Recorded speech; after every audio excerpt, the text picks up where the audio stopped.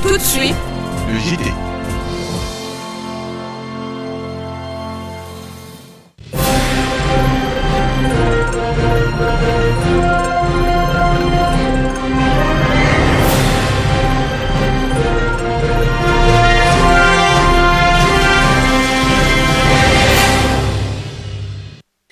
Il est avec exactitude 13 heures à N'Djamena, dans la commune du 7e arrondissement d'où nous émettons. C'est l'heure du 13h de la chaîne citoyenne. Bonjour et bienvenue à tous.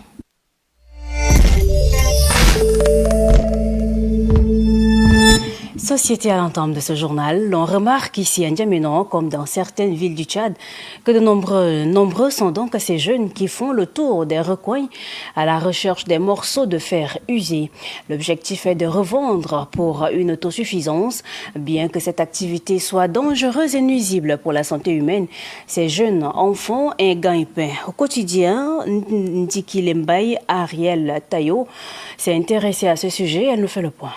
La pollution de la capitale tchadienne, N'Djamena, par les morceaux de fer crée plusieurs soucis. Dans chaque carrefour et quartier de la cité capitale, il n'est pas surprenant de voir les jeunes fouiller dans les poubelles. Désormais, cette activité constitue plutôt une opportunité qui offre un emploi aux adolescents et même les adultes. En effet, ces pièces générateurs, voitures, camions, gros porteurs et les morceaux de fer utilisés dans les garages et abandonnés par les premiers utilisateurs constituent un business pour un bon nombre de jeunes auprès des commerçants. Après l'achat de ces morceaux de fer abandonnés dans les différents quartiers de la capitale, les commerçants revendent ces tas de fer aux grossistes qui les envoient au Nigeria. Mais derrière cette débrouillardise se cache une réalité alarmante et dangereuse pour leur santé et leur avenir. Ces enfants qui manipulent ces objets tranchants et rouillés sans une protection s'exposent aux dangers comme le tétanos et bien d'autres infections. Ils inhalent poussière, gaz toxiques et s'exposent à des risques de blessures. Bien que cela ait un côté économique important, il est temps que les pouvoirs publics, les collectivités et les familles prennent conscience des risques qu'encourent ces jeunes. Il faut leur offrir des alternatives comme éducation, formation, aide sociale. Car laisser un enfant qui est dans le bourgeon terminal dans un pays grandi dans les poubelles, c'est compromettre toute une génération. Reportage signé Ariel Tayo avec le récit de Rome de Lumsengar Madina qui nous disons merci. Et puis, pendant qu'Ariel met la lumière sur les jeunes ferrailleurs, Ferida Ketem Allo, elle s'est donc intéressée sur les vertus ou plutôt l'intérêt de consommer le mil rouge qui est une variété de mil de céréales de grande importance. Au Tchad, il constitue une base de glucides et d'énergie non négligeable. Suivez plutôt. Le mil, qu'il soit rouge ou d'autres couleurs, est une culture vivrière primordiale au Tchad. Il joue un rôle crucial dans la sécurité alimentaire, en particulier pour les populations rurales et les agriculteurs de subsistance. Il est bien adapté aux conditions climatiques du Sahel, qui sont caractérisées par des précipitations variables et des sécheresses. Au Tchad, il est souvent cultivé sur des terres marginales, atteignant une hauteur de 4 à 5 mètres, avec des graines relativement gros et insérés sur une panicule. Sa tige est souple et ployée. Il est important de noter que le mil est souvent associé à d'autres cultures, comme le sorgho, l'arachide ou le manioc, ce qui permet de réduire les attaques de mauvaises herbes, comme le istriga, les effets du vent, et d'améliorer la fertilité des sols. Malgré son importance, la culture du mil au Tchad fait face à plusieurs défis. Les pertes post-récolte peuvent être significatives en raison des conditions de séchage, de manutention, de stockage et de transport. De plus, les attaques des ravageurs, qui sont les insectes, maladies fongiques et bactériennes, et la plante parasite Istriga, qui peuvent gravement affecter les rendements. Le mil est une source d'énergie importante. Bien qu'il couvre les besoins nutritionnels des adultes, il peut être insuffisant en protéines pour la croissance des enfants et des adolescents, ce qui souligne l'importance d'une alimentation diversifiée. Le mil rouge est un pilier de l'alimentation tchadienne, mais sa production et sa consommation sont confrontés à des défis liés aux conditions environnementales et aux pertes post-récolte, ainsi qu'à un manque de connaissances. Son rôle dans l'économie agricole et la sécurité alimentaire du pays est cependant indéniable.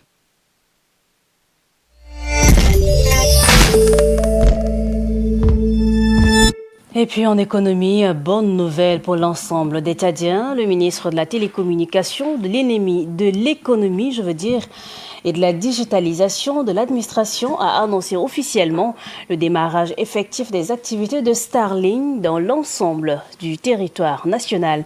L'annonce a été faite hier au sein de l'ONAMA, dans les locaux de l'ONAMA.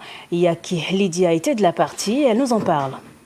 C'est avec une immense joie que le ministre de la Télécommunication, de l'économie numérique et de la digitalisation de l'administration a annoncé officiellement l'arrivée des activités de Starlink au Tchad. Dans son allocution, le ministre a tout d'abord remercié le président de la République, le chef de l'État, le maréchal Mamad Idriss Déby Itno pour son soutien et son implication dans la réalisation et la mise en œuvre de ce projet Starlink. Il a également souligné que l'Internet ne doit plus être un luxe réservé à une minorité, il doit devenir un droit fondamental, un minimum social garanti à tous les citoyens tchadiens, indépendamment de leur lieu de résidence. Conformément à la vision du président de la République, le maréchal Mamad Idriss Déby Itno, tel qu'exprimé dans son programme structuré autour de 12 projets et 100 actions, notre pays s'est engagé dans une dynamique résolue de transformation numérique. L'un des piliers majeurs de cette politique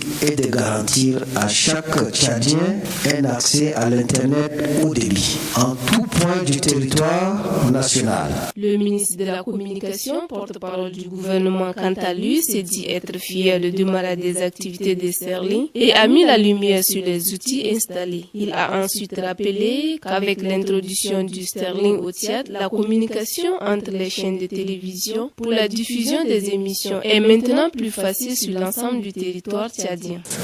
Nous sommes partis sur 30 chaînes de télévision dans toutes les provinces du Tchad. C'est ce qu'on appelle la TNT, à travers la CGPAN qui est en train de mettre en place ces projets. Nous avons reçu du matériel.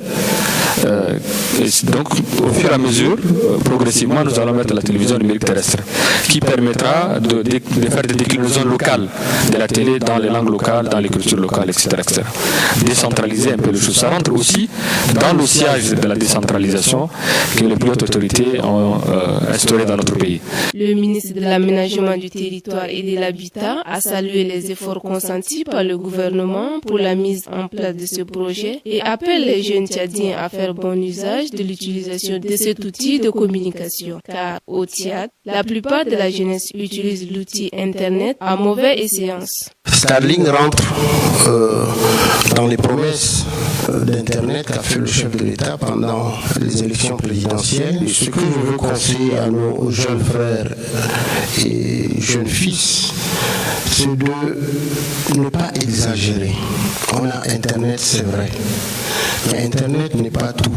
Cette annonce enrichissante et bénéfique pour la jeunesse tchadienne a vu la présence d'éminentes personnalités du pays ainsi que le représentant de l'ARCEP qui ont accueilli ce projet avec joie.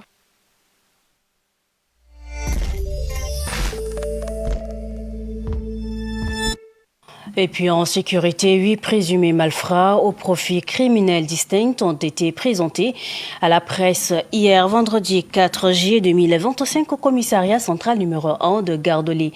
Cette énième opération illustre bien la détermination de la police nationale à assainir les quartiers et à mettre hors état de nuire ceux qui sèment la terreur dans la cité capitale.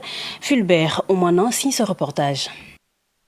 Parmi les interpellés figure le chef d'un commando criminel, véritable chef d'orchestre d'un réseau de violence urbaine. Ces derniers détenaient des armes de tout calibre, soigneusement dissimulées, qu'ils louaient à des groupes de brigands pour commettre cambriolage, agression et vol à main armée. Ce personnage n'est pas à sa première arrestation. Lors d'une précédente opération, l'un de ses acolytes a d'ailleurs trouvé la mort, neutralisé par une victime en état de légitime défense. Un autre individu tout aussi dangereux dans sa manière d'opérer a été arrêté pour contrefaçon et distribution de faux billets de banque. Il s'en donnait à cette activités frauduleuses dans les zones reculées, susceptibles de déstabiliser les échanges économiques dans les milieux modestes. Les forces de sécurité intérieure ont mis aussi la main sur un groupe de brigands, auteurs présumés de plusieurs actes de banditisme et d'agression physique. Des jeunes spécialisés dans le vol de motos et de téléphones portables complètent la liste des malfrats arrêtés. La présentation officielle de ces criminels a été assurée par le porte-parole de la police nationale, le contrôleur général Paul Manga, qui a saisi l'occasion pour rappeler la vigilance des forces de l'ordre et l'importance de la collaboration citoyenne dans la lutte contre la criminalité. Je pense que beaucoup de citoyens seront surpris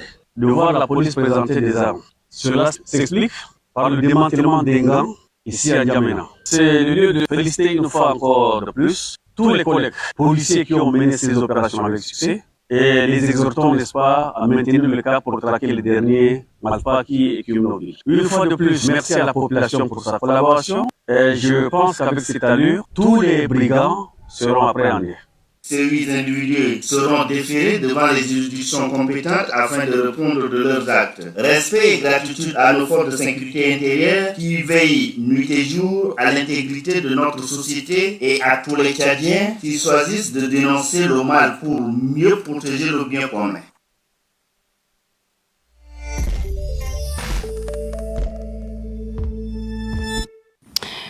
En santé, le décret numéro 1522/MSP 2019 publié portant interdiction de fumer dans les lieux publics souffre donc des mesures d'applicabilité.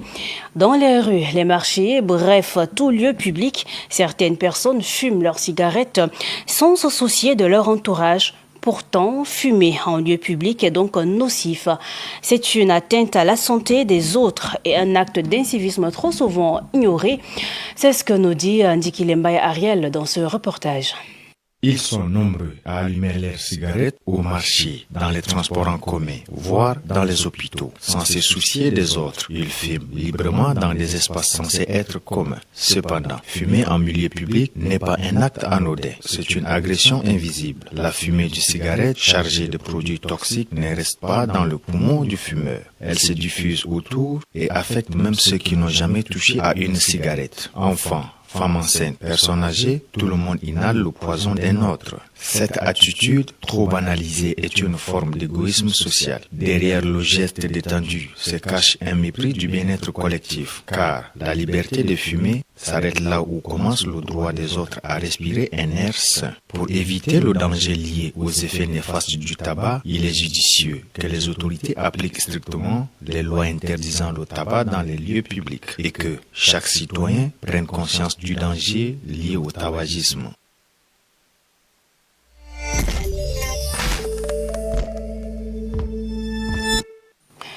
Culture dans ce journal de 13h, l'orchestre mythique African Melody a animé un point de presse ce matin dans la grande salle de la radio FM Liberté.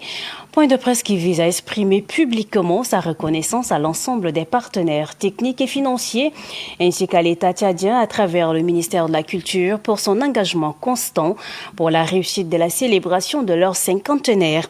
Un extrait du chef d'orchestre Tombo tchadien alias Hassan Biani proposé par Mouléan Loné Evelyne. Cet événement culturel d'envergure s'inscrit dans la droite ligne d'un de ces chantiers du programme politique du premier président de la Ve République, chef de l'État, le maréchal Mohamed Idriss Déby Itno. Le 12e chantier concerne la promotion des merveilles culturelles et touristiques du Tchad. Nous voudrons aussi exprimer nos remerciements à M. Abakar Rosi Teguil, ministre du Développement touristique, de la Culture et de l'Artisanat, qui nous a ouvert ses portes dès la première audience accordée au comité d'organisation qui a accepté que la célébration du cinquantenaire de l'orchestre African Melody soit placée sous son patronage. Merci également à Madame Jeanne Kebzabo, la marraine de l'événement, pour toutes ces interventions, tous ces conseils qui ont contribué au succès de la semaine du cinquantenaire. Nos remerciements aux partenaires techniques et financiers qui ont cru dès nos premiers contacts à ce projet de dérouler diverses activités pour marquer le 50e anniversaire de l'Orchestre African Melody. Nous citons Tchad Info, Tchad Petroleum Company, RTL, Office national des médias et audiovisuels ONAMA, Coris Bank, Canal+, Electron TV, Institut français au Tchad, IFT, PEP International, Zena Textile et l'espace culturel Talino Manu. Toujours en culture, puisqu'on en parle, longtemps perçu comme un acte sacré de respect, d'alliance et de reconnaissance mutuelle entre deux familles, la dot, pratique séculaire enracinée dans de nombreuses cultures africaines, semble aujourd'hui perdre son essence originelle, symbolique. À l'épreuve du temps, de la modernité et de la modernisation, monétarisation croissante des rapports sociaux, ce rite ancestral prend des allures parfois déroutantes. Décryptage signé Firida Ketem Alou.